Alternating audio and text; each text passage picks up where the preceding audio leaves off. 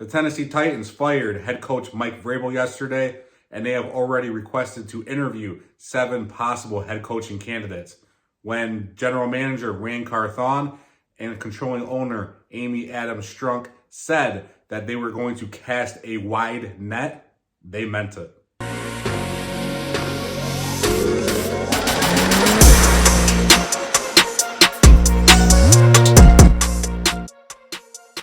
Hey everybody, Tighten Up Rising here. Thanks for tuning in. I told you guys it was going to be a busy off season. I'll be here every step of the way for you guys, with you guys, as a fan as well. Before we get here though, or get to it, I want to thank you guys for watching the video. I want to thank you guys for liking, sharing, subscribing, sticking with me. Love my A1 day ones. And also thank you to the new subscribers, because my subscriber count has been soaring, and I see you guys. I appreciate it. Love that you love the content and like watching this. My goal is to still get to 500, and then we're only going to go up from there. So let's dive into this, guys. Obviously, big news, right? That Mike Vrabel was fired. Just like you guys, I'm impartial. A lot of people were upset. Some people were saying it's time for a change. I'm in the middle of the road, but kind of more towards, I think it was time for a change. And I'll get into that really quick before we break down these head coaching candidates. Now, first, before I get into that, I want to say, for you guys that doubt Amy Adams Strunk, please don't do this. And I'll tell you why. The 8 years before she took over as the controlling owner, the Titans had 1 division title and 1 playoff berth, okay? And a record of 54-74. Now, the 8 years since she has taken over as controlling owner, that she's been in charge for, the Titans have 2 division titles, 4 playoff berths, and a 72-51 record. That's a great record considering how poorly our record's been for the past 2 years, going top 10 picks and under 500. Sorry, 11th overall pick, I believe, last year. So she also, guys, she upgraded at GM, right? She went from Webster to J-Rob to Rand. I would say that J-Rob's an upgrade over Webster, and I would say Rand so far nailed his first draft class, is so far an upgrade over J-Rob. I'd say she's upgrading, which is good. You want that. Now let's go head coach, okay? She went from Ken Wisenhunt to Mike Mularkey to Mike Vrabel. I mean, Mike Mularkey was the one that built the culture, got a lot of the funding into the stadium as far as upgrading stuff, upgrading the locker rooms, doing the bubble, the dome, all that stuff for the players. I mean, we went state of the art on a lot of stuff. I mean, when you watch videos of Tennessee Titans and the interviews, you watch them at their home stadium, right, in the locker room. The locker room's awesome. It's cool. They went state of the art and everything. They're building a new facility, so it's going to continue to carry over. She's put money in here. She started the culture change with Mike Mularkey, and she continued to do it with Vrabel. This culture starts as an owner, in my opinion, and it flows down. There's teams out there that have bad owners. Look what happened with the Washington Commanders. Do we want an owner like that? No. Guys, please do not doubt this woman. I will not doubt this woman. I've seen her out and about during Titans games, taking pictures with fans. I mean, that's awesome. I want someone that truly cares about the team. And she even said, and I posted the short yesterday, I hope you guys watched it, that said, she is not going to apologize for striving for greatness, for continuing to get better. She's going to make the hard decisions. This was a hard decision. This sucked. I mean, I like Vrabel. I do. I really do. And, I'm hoping she's going to keep making good decisions, because so far she has. Now, as far as Vrabel goes, let's get into this, okay? I get a lot of you guys are upset about this, okay? He's a good coach. He really is. However, Mike Mularkey was a good coach for us, and he took us to the playoffs. Remember, we beat the Chiefs in Arrowhead with Mike Mularkey as our head coach with Marcus Mariota. He then got fired right after that season because he refused to make coaching changes and wanted his staff. Sound familiar, guys? Because after Mularkey, we brought in Vrabel, and he has refused to make changes, and we have seen more of his buddy system than anything under Vrabel. Now, we've never hired an outside offensive coordinator besides LaFleur for the first season, and then he went to be the head coach of the Packers. And we've never hired an outside defensive coordinator. We did an assistant with Schwartz, and we saw what the defense did after that, after he left. But we never hired anybody that Vrabel didn't already have a previous work relationship with. And I think that was ultimately his undoing. And not making coaching changes in the middle of a season when you watch other teams do it. Todd Downing did not deserve to coach the last 6 games of last season, if not more. Just didn't deserve to. We kept him anyways because he said changes wouldn't do any good. Not buying that. Really not. Now, 2 years of missed playoffs as well will also be your undoing. Now, granted, J-Rob did set him up and set this team up for failure with missed draft picks. And guys, if you have not watched my video on how John Robinson has set this team back for years, please do, because I think I did a fantastic breakdown of this on, like I said, on how J-Rob set this franchise back for years to come.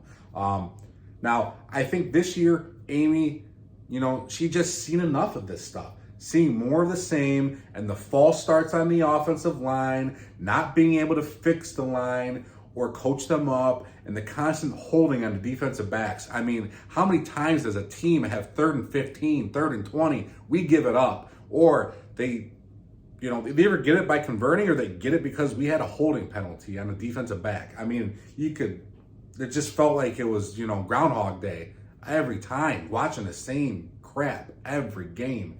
I mean, that comes down to coaching.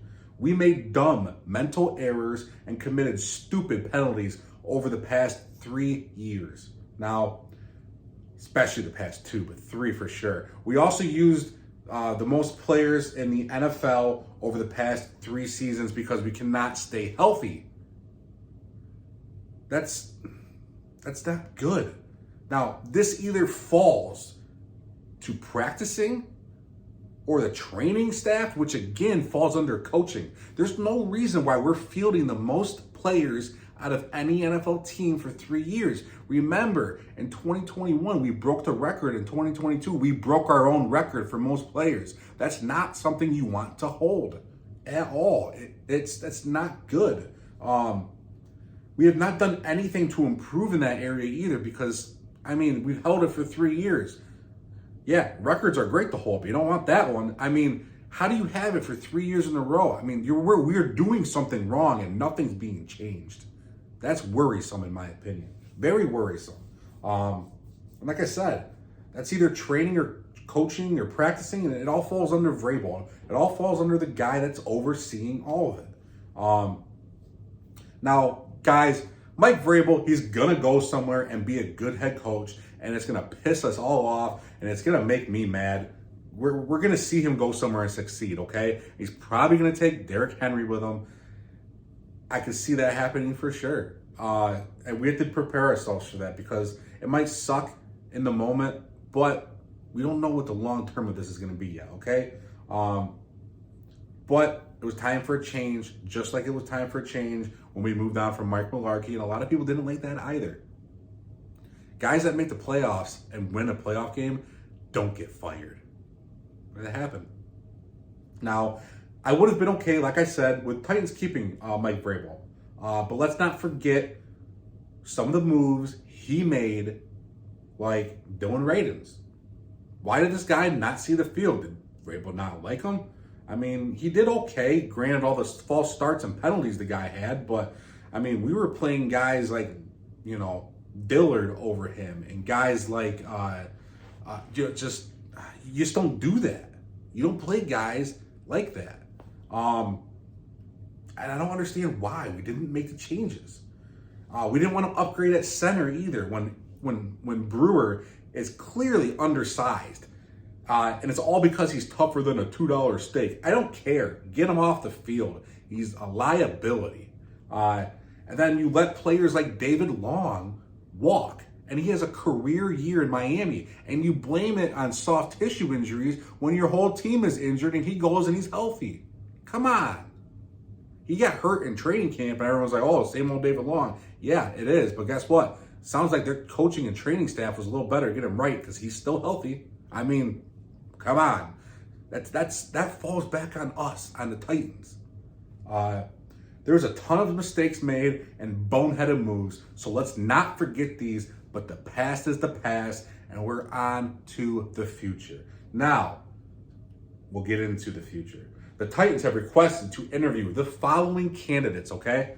Lions defensive coordinator Aaron Glenn, Lions offensive coordinator Ben Johnson, Raiders interim head coach Antonio Pierce, Cowboys defensive coordinator Dan Quinn, Bengals offensive coordinator Brian Callahan, Giants offensive coordinator Mike Kafka, and Ravens defensive coordinator Mike McDonald. And as of right now, of me recording this video, that is the 7 that we have requested. So if one happens to pop up while I'm recording this video, I apologize and we will cover that. But for now, those are the 7. And as I said in the beginning of the video, this is a wide net. They said they were going to do that, and I firmly believe that we have done a good job so far. Now, out of these guys, I have a few favorites, okay? But I'll get into the guys first that I don't really want, okay? Now, first we'll do Aaron Glenn. Now, Aaron Glenn, in my opinion, hasn't done much with the Lions defense at all, and they have the 19th ranked total defense this year, 27th ranked pass defense, but they do have a solid number 2 ranked run defense. They have the 23rd ranked scoring defense, the 29th ranked red zone defense, and the 10th ranked third down defense. Those numbers just do not prove to me that you should be a head coach. If you have elite offense or defense, I want you on as a head coach, especially if it's defense, because I want an offensive guy. So I will pass on Aaron Glenn, okay? But I'm all for the interview. Maybe he interviews really well, and and if he ends up being the guy, we'll do a video on him, a deeper one. But as of right now, I don't want Aaron Glenn, okay? He's not my top choice. Now, on Antonio Pierce, now I don't really want him because he's relatively new to the NFL and coaching. He was a linebackers coach in Arizona State in 2017. In 2019, he was co-defensive coordinator, and in 2021, he was sole defensive coordinator for Arizona State. But he had to resign in 2022 due to a recruiting violation, which was a little worrisome. Now that year, he was hired as linebackers coach. And then this year, he became the interim head coach when McDaniels was fired. Granted, he did great with the Raiders when he took over, but a lot of interim coaches do decent when they take over, but they're riding the momentum, in my opinion. Guys didn't want McDaniels, and they're playing for somebody else, and they feel rejuvenated. And a lot of times that's a good, it's a good feel-good story, right, for 5 or 6 games. But a lot of times that doesn't carry over. So, and the Raiders might also want him back. Okay, now Dan Quinn is another one. A lot of guys might want Dan Quinn, okay? And I understand if you do. He had success in Atlanta, got to a Super Bowl. Now, he did really well until offensive coordinator Kyle Shanahan left, and then the whole team fell apart. He also let the Patriots come back in that Super Bowl, and if you're a defensive guy, you just don't let that happen, right? You can't. I think it ends up back in Seattle anyways with the news that Pete Carroll won't return back as the head coach. So I really do think that, he might end up doing that, going back there anyway. So there's a chance that we won't even have a shot at him. But, Dan Quinn, great defense coordinator. I want an offensive guy. Now, Mike Kafka didn't exactly have the greatest success with the Giants. And I am shocked that he's one of the ones we're interviewing, really, because I don't really want him at all. This is my least favorite candidate out of all 7. Any success that the offense has had with the Giants, I can pretty sure I'll say it's because of Dable, not because of Mike Kafka.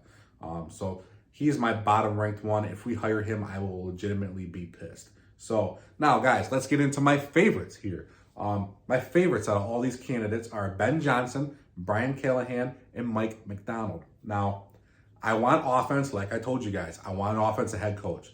But the Ravens defense under McDonald has been so elite that this is a guy I could live with, okay? The Ravens had the 6th ranked total defense, the 6th ranked pass defense, the 14th ranked rushing defense, the 1st overall scoring defense, second ranked red zone defense behind only the Titans, and the seventh ranked third down defense. Those are elite numbers. The run defense could obviously shore up, but everything else is top 7. I mean, and then the number 1 overall scoring defense. I mean, and this is a team that plays the Browns that have a better offense this year, the Bengals, you know, and they played some big opponents this year, like the Dolphins, you know, teams that could score. And this is an elite defense. So I'm all for this guy if we go that route. This is the guy I want for the defensive head coach if we get one, okay? But we'll get into my favorite guy here as of right now, and I have a close second, I really do. Ben Johnson is my favorite as of right now. He's the one I really want. The only thing that's worrisome is he's reported to want $15 million a year as a head coach, which is high for someone that has never been a head coach. But also, who knows if that's true or not? We don't know. I mean, that could just be a rumor like other things are, you know, and you only can find out by asking him. But like I said, Ben Johnson, he's still my favorite out of this group. He was with the Dolphins from 2012 to 2018. In 2012, he was offensive assistant, then assistant quarterback coach from 2013 to 2015, tight ends coach in 2015, assistant wide receivers coach from 2016 to 2017, and the wide receivers coach in 2018. Then he went to the Lions, and he was the offensive quality control coach in 2019. Then he was the tight ends coach from 2020 to 2021, and then he was the passing game coordinator in 2021. He has been the Lions offensive coordinator the past 2 years, and we all know how much the Lions offense has taken off. Now, this guy has familiarity with offense assistant, quarterbacks coach, tight ends coach, wide receivers coach, passing game coordinator. I like it. I want someone well-rounded. I really do. I wish there was offensive line in there somewhere, but there's not. Other than that, this guy's great. Now, let's get into the rankings of his offense this year. They are 3rd in yards per game, 2nd in passing, 5th in rushing, 5th in scoring. That's a top 5 in all major categories. Ben Johnson is the man, and he was top candidates last year, one of the top candidates last year, and I think he just proved to everybody that he's a top candidate again this year, and he will be a head coach this year. And he will have his pick of the litter. But hey, you know, there is a lot of, I'll get into it towards the end of the video. I'll save it. Now, I like Callahan. He's my second favorite right now, but he's close. I have a little more on him here because I think he's intriguing. Now, I like what he's done because of what he has done with the Bengals and how he had Jake Browning balling out, playing good football when Joe Burrow went down. He's been the Bengals offensive coordinator the past 5 years, and he led the team to top 5 finish in points and passing yards in both 2021 and 2022. Before he joined the Bengals, he was the Lions quarterbacks coach from 2016 to 2017 and the Raiders quarterbacks coach in 2018. Now, guys, those two teams in those years had specific quarterbacks, and we'll get into that. He had Stafford with the Lions and Carr with the Raiders that both played under him while he was a quarterbacks coach. Now, Stafford had 4,327 yards passing with 24 touchdowns, 10 interceptions, and a QB rating of 93.3 in 2016. In 2017, Stafford had 4,446 yards passing with 29 touchdowns, 10 interceptions, and a quarterback rating of 99.3. Pretty good. Now, Carr, under him, had 4,049 yards passing with 19 touchdowns and 10 interceptions with a 93.9 quarterback rating. All this makes me believe he can work with Levis, okay? And let's not forget, he might be able to convince someone like T. Higgins to come on over in free agency from the Bengals and give us another explosive weapon. Also, his dad is Bill Callahan, and he is the Cleveland Browns offensive line coach. And their line has been riddled with injuries this year. And they're still playing well. Don't want to hear the excuses on injuries. That hasn't stopped the old man Callahan from coaching those guys up. And then they're in their playoffs. Their line's a strength still. And there's a good chance he might be able to pull over his dad to coach with him. Why would he not? He's a head coach. He wants his dad now. Give him give him a bump up in pay raise. Call him an assistant offensive coordinator, but he mainly focuses on the line, right? Do it. I'm sure they love to work together. Father-son relationship there. Who wouldn't want that? So, yeah, Callahan's a close second for me. And what I was going to say that I held myself back from saying earlier, this year, there's a ton of prime head coaching candidates out there. You know, a lot of teams are going to be going after Vrabel. You're going to have Ben Johnson. You're going to have Callahan. You know, you're going to have McDonald. Those guys are going to be solid. And then don't forget the offensive coordinator for the Texans. I mean, I want him as well. And there's guys out there that are sought after. They really are. Eric Bieniemy for the Commanders. Should have been a head coach last year. There's a lot of candidates out there, and it's a good crop to pick from. There's a good chance that we're going to get the guy we want. And this is a wide net that they cast, and they said they were going to, and I'm happy they did. You're getting a bunch of different personalities, coaches, you know, and you're going to find out what you want. And I really do hope that we go offense, because I think we've seen what the defense gets us, and we've seen what it's like when you lose your offensive coordinator and how it really affects a team. And if you look over the history of teams that lose their offensive coordinator, and my biggest prime example of that happening is the Atlanta Falcons. And that's one reason I don't want Dan Quinn. That team was really well, and Dan Quinn was a great coach at the time, right? Because he had a great offense and defense was good. But as soon as Shanahan left that team fell apart. And guess who got better? The Niners. When he went there. It's amazing. Let's just say we hire a great head coach that's defensive minded, okay? And we hire a great offensive coordinator. Our offense will be solid for 2 years until that offensive coordinator gets a head coaching job, and then we start all over again. And if you don't have any successor up next, which is what Tennessee, I think, tried to do, hiring the next guy internally, or trying to reach out like we did to Tim Kelly that Vrabel knew from before, which, yeah, you went externally a little bit, right? He was on the team the year before. You know, that's worrisome to me. If you have the offensive-minded head coach that stays there, he stays there, okay? Again, Andy Reid is staying there. A Shanahan is staying there. A McVay is staying there. A LaFleur is staying there. Those guys are there. They're permanent, okay? I mean, that's what I want. Defensive coordinators can come and go. The offense, or the NFL is built around an offense. It's built to score points. People want to watch that. The rules are made to protect quarterbacks, protect the offense. That's what sells tickets, is the ooh, the ah, ooh, what a catch, right? So that's what the NFL wants. That's what they're aiming for. I get it. It's a business. But we also got to know that we have cap room. We have young, promising talent. We have someone like Will Levis. We have someone like Tyjae Spears. I don't think Henry will be back. We're going to be seeing this team try to jump into the new generation that we want to see. And, you know, if that gives us someone like Ben Johnson with what the Lions have been running on offense, I am all for that, okay? I want that. I want this team to have that type of offense. We deserve it after all these years, and I want us to get modern. Time to go offense. Guys, let me know what you think down below. What do you think of the 7 candidates? Am I low on one of these guys? Or one of the 4 guys that I dislike, do you think I should bump them up a little higher? Let me know. Let me know what you think down below. We're going to be breaking this down all off season. Stay with me. Appreciate you guys' support. And as always, tighten up, guys.